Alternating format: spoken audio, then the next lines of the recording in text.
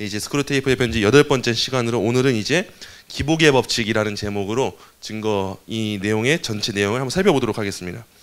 그래서 기복의 법칙이라고 하는 이 제목이 보여주는 것처럼 우리 신앙에 종종 영적인 침체기가 찾아옵니다. 그 영적 침체기를 가지고 스크루테이프가 어떻게 유혹을 하는지 그 내용을 살펴보면서 우리에게 종종 시험과 유혹이 찾아올 때 어떻게 해야 되는가 그걸 한번 살펴보도록 할게요. 자, 사랑하는 워무드에게, 그래 요즘 환자의 종교적 군면이 잦아들고 있어 큰 희망을 품고 있다고. 안 그래도 슬럽갑이라는 늙은이를 학장 자리에 앉힌 뒤로 악마 양성대학이 풍비박산났다고 생각하던 참인데 이제야말로 정말 확실히 알겠구나. 도대체 그놈의 학교에서는 기복의 법칙도 가르치질 않는단 말이냐. 이 말은 무슨 뜻이냐면 악마 학교에서는 기복의 법칙이 기본 중에 기본이라는 거예요. 인간은 양서류다. 반은 영이고 반은 동물이지. 영과 육으로 이루어져 있다는 거죠. 원수가 그렇게 역겨운 잡종을 창조하기로 결심했다는 사실은 우리 아버지께서 원수를 지지하지 않기로 하신 중요한 이유 중 하나가 되었다. 그러니까 인간은 영적 존재로서 영원한 세계에 속해 있는 한편 동물로서 유한한 시간 안에 살고 있다. 이게 무슨 말인고 하니 인간의 영혼은 영원한 대상을 향하고 있지만 그 육체와 정욕과 상상력은 시시각각 변한다는 게 이게 우리의 안타까운 현실이에요. 우리의 영혼은 결국에는 그 영원함을 갈망하도록 지음을 받았어요. 우리의 영혼은. 인간은 영적 존재여서 영원한 세계에 속해 있어요. 우리의 영혼이 그걸 추구하게 만들어요. 근데 안타깝게도 우리는 여전히 육체에 있어서 유한한 시간에도 거하고 있어요. 우리는 하나님 나라를 갈망하고 살고도 있는데 이 나라 안에도 살고 있어요. 인간은 영혼은 영원한 대상을 향하고 있어요. 근데 육체와 정욕과 상상력은 시시각각 변해요. 우리 성도들한테 더 와닿는 내용인 거예요, 이게. 우리는 영원한 나라를 갈망하는데 좀 더 자고 싶고 좀 더 말씀 안 읽고 싶고 좀 더 기도 안 하고 싶은 그게 있다는 거예요. 그래서 우리가 시간 안에 살고 있다. 이건 무슨 뜻이냐면 곧 언제든지 가변적이다. 변할 수 있다라는 뜻이라는 걸 사탄이 알고 있는 거예요. 따라서 인간이 불변성에 가장 가까이 가는 길은 바로 이 기복의 과정을 거치는 데 있다. 이 기복의 과정이라고 하는 것이 결국 어디를 향하게 만드는 거냐면 하나님 나라를 향하는 과정에서 유익하게 작용을 한다는 걸 사탄이 알고 있어요. 꼭 골짜기로 떨어졌다 꼭대기로 올라갔다 하며 끊임없이 후퇴했다 복귀했다 해야 한다는 말이지. 내가 환자를 자세히 관찰했다면 그의 삶을 이루고 있는 모든 부분에 이러한 기복이 있다는 걸 알아챘을 게다. 일에 갖는 흥미도 우리 다 기복이 있죠. 일에 대해서도 친구들을 향한 애정도 기복이 있죠. 항상 사이 좋지 않아요.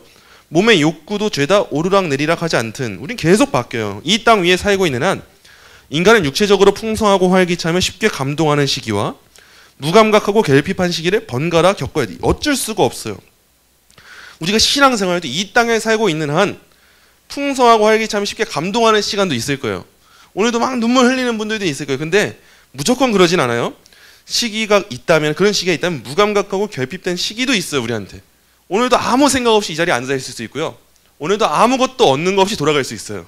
우리 인간은 너무도 유한하고 그런 시기를 왔다 갔다 하기 때문에 어쩔 수가 없어요. 그러니까 지금 내 환자가 겪고 있는 메마르고 무덤덤한 느낌은 내 분별머리 없는 착각처럼 내 솜씨 때문이 아니라 그때그때 잘 활용하지 않으면 아무짝에도 쓸모없는 자연스러운 현상에 불과하다 이 말씀이야. 이건 굉장히 자연스러운 거거든요. 우리 신앙이 뜨거울 때도 있고 때론 차가울 때도 있고 시간 안에 산다는 건 어쩔 수가 없어요. 기쁠 때도 있고 슬플 때도 있는 거죠. 근데 중요한 게 뭐냐? 사탄은 그런 자연스러운 현상을 그냥 내버려두라고 하지 않아요. 그 현상을 잘 이용하라고 한다는 거예요. 우리 신앙이 뜨거울 때도 이용할 거고요. 우리 신앙이 차가울 때도 이용할 거예요. 그래서 우리가 늘 깨어 있어야 되는 거예요. 우리가 너무 눈물 흘리면서 제가 저 북한을 향해 나아가겠습니다. 그때도 사탄은 우리를 이용하려고 할 거예요. 근데 반면에 저는 신앙생활 하나도 관심 없어요. 이때도 이용하겠죠. 그래서 우리가 좋을 때나 슬플 때나 항상 이 사탄의 유혹을 깨어 있어서 분별해야 된다는 거예요. 자, 이 현상을 최고로 잘 활용하려면 먼저 원수가 이걸 어떻게 이용할까를 생각한 다음 그 반대를 택하면 된다. 예수님이 하라는 거에 반대만 간다는 거예요. 원수가 인간 영혼 하나를 제 것으로 확보하기 위해 꼭대기보다 골짜기에 더 의존한다는 걸 알면 좀 놀라게다. 희한하게도 예수님 우리를 상승되게 하기보다 하강되게 하실 때가 정말 많아요. 원수가 특히 아끼는 인간들은 그 누구보다도 길고도 깊은 골짜기를 통과해야 한다. 그 이유를 알겠느냐? 사탄은 알고 있어요. 우리한테 인간이란 기본적으로 식량에 해당한다. 인간의 의지를 흡수해서 우리 자아의 영역을 확장하는 게 목적이니까. 그러나 원수가 인간에게 요구하는 순종은 이와 전혀 다르지. 원수가 인간을 사랑한다느니 원수를 섬기는 게 외려 완벽한 자유라느니 하는 말들이 단순한 선전문구가 아니라 소름 끼치는 진실이라는 점은 우리도 직시한다. 사탄은요, 우리를 그냥 식량으로 이해하니까 굉장히 강압적이에요. 폭력적이고요. 우리를 끌고 갈 수 있다면 사탄은 모든 일에 다 할 수 있어요. 근데 희한하게도 원수 예수님이 하시는 그 인도하심은 정말 달라요. 사탄은 강압적인데 오히려 예수님은 굉장히 인격적이에요. 굉장히 기다려줘요. 그래서 때때로 우리가 성경 읽으면서 놀라는 게 뭐냐? 하나님은 왜 아직도 쟤 안 버리고 있지? 이거에 놀라는 거예요. 지금 아마 신년이어서 이제 결단하신 분들이 있을 거예요. 말씀 읽기로. 1독을 목표로 하신 분들 하루에 4장, 5장 읽으실 거예요. 그러면 이제 아마 4장씩 읽으면은 창세기 이제 아브라함 사건 지나갔을 거예요. 아브라함 사건 지나가면 우리가 발견하게 되는 게 있어요. 그게 뭐냐면, 아니 아브라함은 계속 아내를 누이라고 속이기도 하고 분명 하나님의 은혜 받았는데 왜 저렇게 못돼 처먹었지? 이걸 발견할 거예요. 그리고 우리가 뭘 발견할 것이냐? 또 이제 그 롯의 계보에서 롯의 딸들이 어떻게 아버지와 상관할 수가 있지? 이걸 보면서 놀랄 거고요. 근데 희한한 게 뭐냐? 그 롯의 계보에서 모압이 나오잖아요. 모압. 분명 하나님이 모압 민족을 심판도 하세요. 근데 희한하게도 그 모압의 계보로부터 누가 나오냐면 룻이 나와요. 룻이 나온다는 이야기는 그 계보에서 다윗이 나온다는 거고요. 다윗이 나온다는 건 그 계보에서 예수님이 나온다는 걸 말하고요. 그래서 우리가 이 창세기를 보면서도 혼란스러워야 돼요. 아니 하나님은 어쩜 이렇게 죄만 짓는 백성들인데 은혜 주시지? 이게 우리 모습이에요. 우리는 오늘도 하나님의 은혜 경험해도 또다시 잊어버리고 망각하고 죄 지을 거예요. 근데 예수님이 우리를 어떻게 대하시는가? 사탄은 우리를 식량으로 대해서 폭력적으로 대하지만 예수님 우리를 또 기다려주시고 또 참아주시고 또 그 은혜로 데려가신다는 걸 사탄이 알고 있는다는 거예요. 다음 문단입니다. 자, 원수는 자신을 작게 복제해 놓은 이 혐오스러운 인간들, 원수에게 흡수당해서가 아니라 자신의 의지로 자유롭게 원수의 뜻에 따른 결과, 규모는 작지만 어쨌든 원수의 삶을 담게 된 것들, 하나님의 형상으로 지음받은 사람들 말하는 거예요. 그 사람들로 우주를 우글우글 채울 생각을 정말로 하고 있다고. 우리가 원하는 건 키워서 잡아먹을 가축이지만 사탄이 원하는 건 이거예요. 키워서 잡아먹을 가축. 근데 그 작자 예수님이 원하는 건 뭐냐? 처음에 분명 종으로 불러요. 근데 결국 뭐 하냐? 아들로 삼아요. 희한한 거예요. 사탄은 계속 식량으로만 봐요. 잡아먹기만 해요. 우리를 사용해 먹으려고만 해요. 자기들의 유익을 위해서. 근데 예수님이 우리를 부르실 때 처음에 종으로 부른다고 하니까 안 좋아 보여요. 근데 결국 그 종을 불러서 뭐 하시냐? 아들로 만든다는 거예요. 사탄은 이 놀라운 원리를 알고 있어요. 우리는 빨아들이고 싶어 하지만 그는 내뿜고 싶어 하지. 더 키워주세요. 우리는 비어있어 채워져야 하지만 그는 충만해서 넘쳐 흐른다. 우리의 전쟁 목적은 저 아래 계신 우리 아버지께서 다른 존재들을 모조리 삼켜버리는 세상이지만 원수가 바라는 건 원수 자신과 결합했으면서도 여전히 구별되는 존재들로 가득한 세상이야. 이 구별되는 존재가 뭐예요? 하나님이 특별하게 바라봐 주신다는 거예요. 사랑으로 대해주신다는 것이고 인격적으로 대해주신다는 거예요. 그래서 잘 살펴보면 행위 언약도요, 은혜예요. 행위 언약이 왜 은혜냐? 하나님이 굳이 아담과 약속을 맺으실 필요가 없어요. 굳이 아담한테 선택권을 주실 필요가 없어요. 너가 이거 잘 지키면 너한테 생명을 줄게. 굳이 하실 필요가 없는데도 하나님은 아담을 인격적으로 대하시면서 그 아담이 심지어는 죄를 지을 수도 있는 자유의지를 허락하시면서 아담과 관계를 맺으셨다는, 그게 하나님이 우리를 대하시는 방법이에요. 다음 문단입니다. 바로 이 지점에 골짜기가 끼어든다. 원수는 아무 때나 자신이 원하는 수준에서 인간의 영혼이 감지할 수 있도록 능력을 발휘할 수 있는데도 불구하고 왜 그걸 활용하지 않는지 너도 궁금했겠지. 우리가 처음 신앙생활하면 이게 궁금해요. 예수님 분명 아무 때나 끼어들 수 있는데, 예수님 분명 다 이겨낼 수 있는데 왜 그때 안 끼어드실까? 예수님 분명 아담이 죄 안 짓게 하실 수 있었을 텐데, 예수님 분명 선악과 안 떠먹게 하실 수 있었는데, 하나님이 선악과 애초에 안 만드셨으면 되는데 왜 우리한테 이런 시간을 주는가? 이걸 궁금해하게 돼요. 사탄도 궁금하대요. 그러나 불가항력과 논의의 여지 없음은 원수가 세워놓은 계획의 본질상 사용할 수 없는 무기임을 이제 알겠느냐? 단순히 인간의 의지를 제압, 원수가 최고로 미약하고 가벼운 정도로만 그 존재를 드러내도 인간의 의지는 간단히 제압당하고 말걸? 이 제압하는 건 원수의 계획에 도움이 안 돼요. 예수님이 그냥 우리의 의지를 제압해버리시면 쉽잖아요. 근데 중요한 포인트가 나와요. 그는 강간은 못한다. 강한 표현이죠. 하나님의 사랑은 우리의 의지를 꺾으면서 막 우리가 하기 싫은 거 억지로 우겨지면서 그렇게 하시는 사랑이 아니에요. 그리고 오히려 하나님의 사랑은 어떠냐?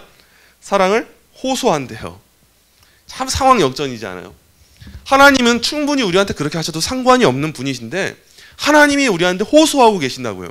그게 우리가 받는 은혜예요. 우리가 분명 하나님께 애걸복걸해야 되는데 오히려 우리가 애걸복걸 안 하고 있고 하나님이 우리한테 호소하시면서 그 사랑을 주려고 하신다는 거예요. 이게 다 꿩도 먹고 알도 먹겠다는 천박한 생각 때문이래요. 사탄이 보기에는. 피조물과 하나가 되면서도 그들의 모습은 그대로 지니게 하겠다니 원. 그러니까 단순히 인간들을 싹 없애버리거나 동화시켜버리는 건 아무 소용이 없다는 게지.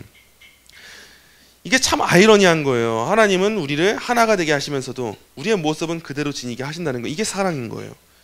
우리 자녀들도 그렇지 않습니까? 말 진짜 안 들어도 결국 어쩌겠어요. 그래도 품어야죠. 그런 거죠. 물론 원수도 처음에는 약간 제압의 태세를 갖춘다.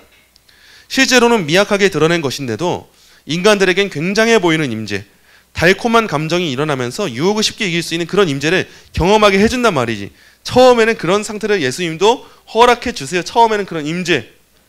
내가 예수님을 만났기 때문에 다 이겨낼 수 있어. 내가 죄악의 사슬을 다 끊어버릴 수 있어. 나 이젠 사탄의 권세 하나도 안 무서워. 이런 걸 예수님도 처음에 주세요. 그런데 이 상태가요, 오래 가지는 않아요. 원수는 얼마 지나지 않아서 그런 후원이나 장려책들을 죄다 거두어드려요. 우리가 이해해야 될 게 이거예요. 우리가 처음 신앙생활 할 때는 하나님이 그런 임재를 경험하게 해주세요. 신앙생활이라는 게 이런 거구나. 나한테 이런 힘이 생기는구나. 능력이 생기는구나. 내 삶이 달라지는구나. 근데 희한하게도 조금만 시간이 지나면 하나님이 그 시간에 다 거두어드리세요. 근데 중요한 포인트는 물론 실제로 거두어드리는 거 아닌데 인간들의 의식하는 경험의 수준에서 인간이 느끼기에는 왜 거두시는 거지? 이런 상황을 주신다는 거예요.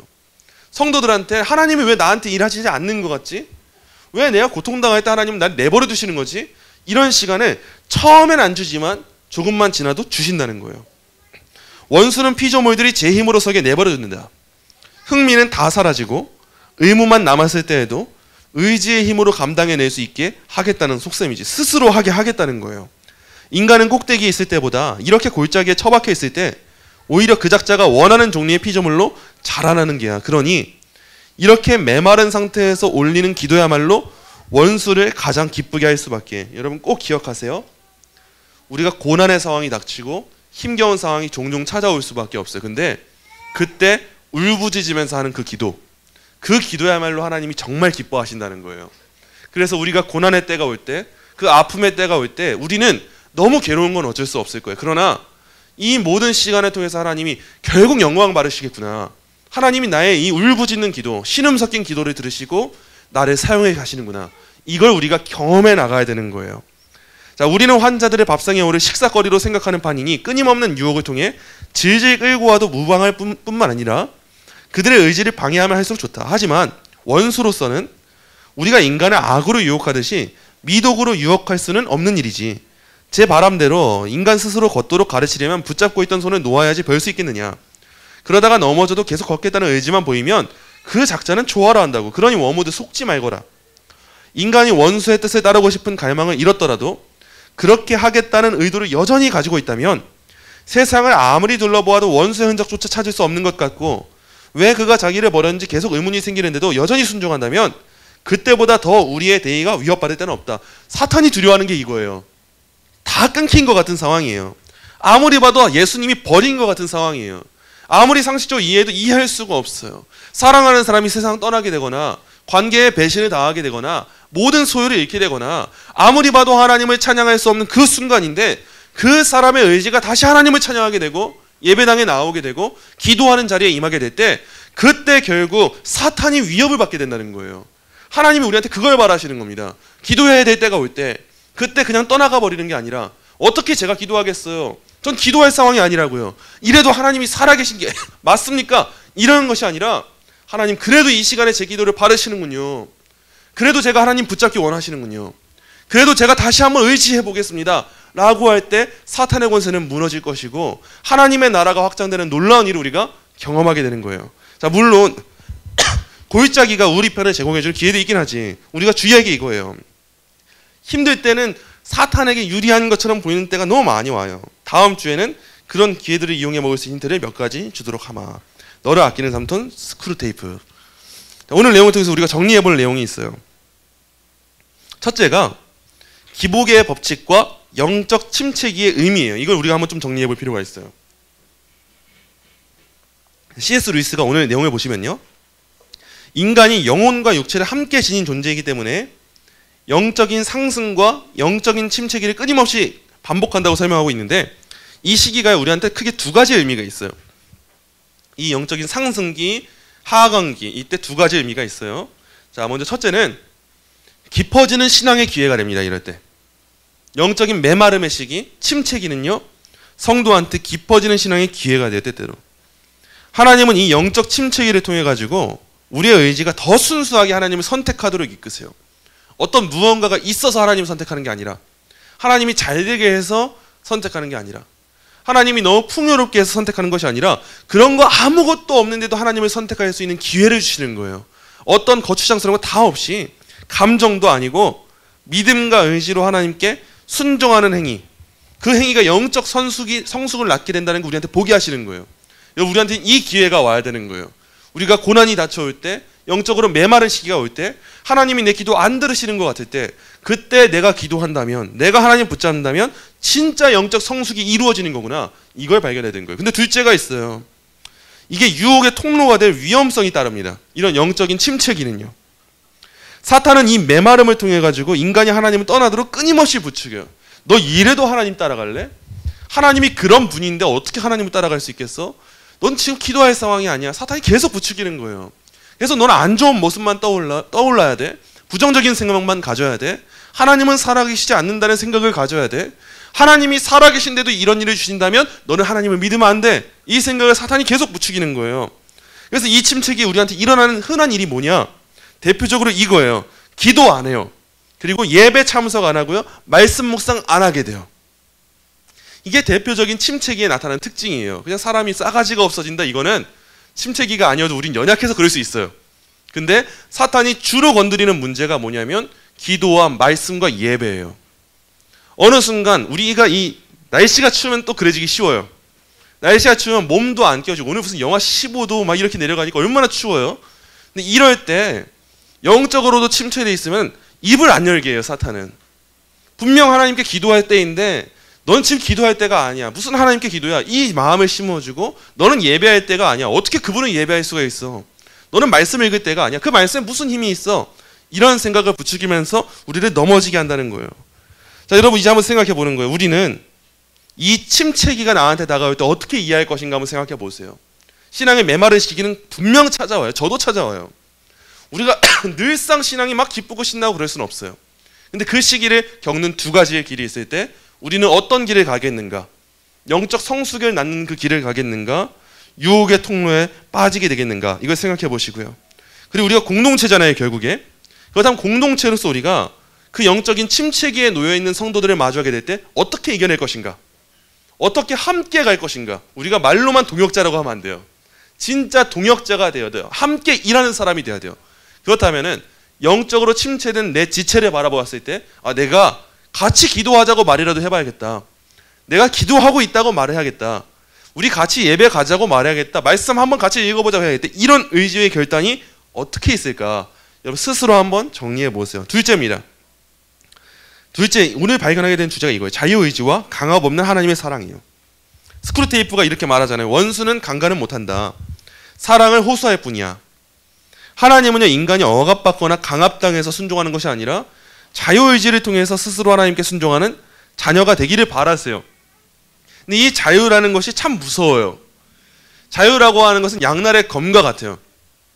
자유를 잘 쓰면 너무 유익한 건데 자유를 잘못 쓰면 그때부터는 정말 무서운 결과가 찾아옵니다. 아담도 마찬가지잖아요. 아담도 하나님이 자유를 주셨을 때 잘 썼으면 영원한 생명을 택하면서 하나님을 예배하는 삶을 살았을 거예요. 근데 그 자유를 잘못 써버리고 나니까 어떻게 됩니까? 영원한 타락의 길을 걷게 되는 거예요. 하나님이 우리한테 주신 자유도 마찬가지예요. 그 자유의 기회가 있을 때 자유를 잃지 않고 그 자유를 가지고 하나님을 잘 사랑해야 되는 거예요. 하나님 우리를 오래 참으세요. 우리한테 마음에 안주하게 되는 거, 평안이 오는 건 하나님의 오래 참으심이잖아요. 내가 또 죄지어도 나를 받아주시겠구나. 근데 하나님이 언제까지 참아주실 줄 알고요. 계속 그 참아주심을 핑계로 해서 그 자유를 핑계로 해서 아무것도 안 하고 계속 죄를 반복한다? 그렇다면 그 사람이 과연 하나님의 사랑을 아는 사람일까? 정말 무서운 내용이에요. 이거는요. 여러분 꼭 자유의 의미를 다시 한번 되새겨 보세요. 우리 자녀들한테도 자유를 줬다가 이용하지 못하면 뺏어버리잖아요. 하나님은 더 무서운 분이에요. 그 하나님이 우리한테 그렇게 끊임없이 참아주셨는데 우리가 그 사랑의 가치를 알게 되었다면 이제는 그 자유에 걸맞는 열매를 맺어내야 되는 거예요. 그 자유를 가지고 뭘 하겠어요? 자유로 노는 게 아니에요. 자유로 방임하는 게 아니에요. 자유로 하나님 위에 사는 거예요. 자유로 하나님 나라 위에서 복음 전하면서 복음 안에서 풍성하게 살아가는 거. 그게 우리가 갈망해야 될 삶의 내용인 거예요. 셋째, 영적 성장의 본질은 보이지 않는 임재와 순종에 있어요. 루이스가 인간이 하나님의 임재를 강렬히 느끼지 못하는 시점, 이 골짜기를 지나는 시기야말로 진정한 신앙이 꼽히는 시기라고 오늘 강조를 했어요. 오늘 내용을 보면요. 하나님은 때때로 의도적으로 감각적인 임재를 거두시는 것처럼 느끼게 해서 성도 스스로 믿음을 사용하고 순종하도록 연습하도록 하세요. 우리 하나님 참 희한하게 일하세요. 그러면 우리에게 필요한 일이 뭐냐? 하나님의 임재가 강력하게 느껴지는 감정이나 체험만 의존할 게 아니라 우리는 늘 말씀과 성령의 내적 조명에서 하나님의 뜻을 분별할 줄 알아야 돼요. 이게 중요해요. 우리한테 때때로 뜨거운 체험이 있을 수 있어요. 뜨거운 감동이 있을 수 있어요. 좋아요. 근데 거기에만 심취할 때 또 사탄이 틈을 타게 돼요. 그래서 우리한테 중요한 게 뭐냐면 뜨거울 때나 뜨겁지 않을 때나 늘 말씀과 성령에 힘입어 살아가는 거. 우리한테 신앙에 요동이 없어도 괜찮아요. 지금 당장 내가 말씀 읽는다고 해서 가슴에 불이 붙지 않아도 괜찮아요. 그래도 하나님이 깨닫게 하신다면 그때는 심어지는 기간인 거예요. 그 심어지는 기간이 있어야 비가 내릴 때 하나님이 적셔주실 때 싹이 트는 겁니다. 싹이 트지 않는다고, 싹이 아직 안 떴다고 그 뿌린 씨를 거두는 사람이 어디 있어요? 그렇게 멍청한 사람이 어디 있어요? 우리는 싹이 지금 안 터도 트게 될 걸 알고 천천히 씨를 뿌리고 좋은 밭을 갈구어주고 햇빛을 세게 해주는 거예요. 그게 우리한테 무엇이냐? 말씀과 성령이에요. 우리에게 늘 필요한 건 이겁니다. 우리한테 때때로 뜨거운 시간 필요해요. 오늘도 뜨거웠으면 좋겠어요. 저도 뜨거웠으면 좋겠고, 때때로는 너무 차갑고 날카로운 이성으로 지식을 가득 채워야 될 때도 필요해요. 근데 그것보다 더 중요한 건 매일의 삶 가운데, 평범한 가운데 그 평범함 속에서 말씀을 붙잡는 삶, 씨를 뿌리는 삶, 늘 씨를 뿌리면서 천천히 기다리는 삶, 그 삶이 있어야 우리한테 거두는 시기가 오는 거예요. 여러분 꼭 기억하셔야 돼요. 우리의 평범한 일상, 그 평범한 삶, 우리 다음 주에도 또 평범한 월화수목금 보내고 이 자리에 올 거예요. 너무 평범해서 지루할 거예요. 근데 그 시간 가운데 결국 하나님 기뻐하시는 삶을 사는 사람은 그 가운데 말씀 묵상하는 일상도 평범하게 만드는 사람, 당연하게 말씀 묵상하는 사람, 당연하게 성령님의 조명하심을 구하는 사람, 그 사람에게 하나님의 때가 임하는 거예요. 여러분 꼭 기억하시면서 오늘 말씀 함께 붙잡고 오늘 함께 기도하도록 할게요.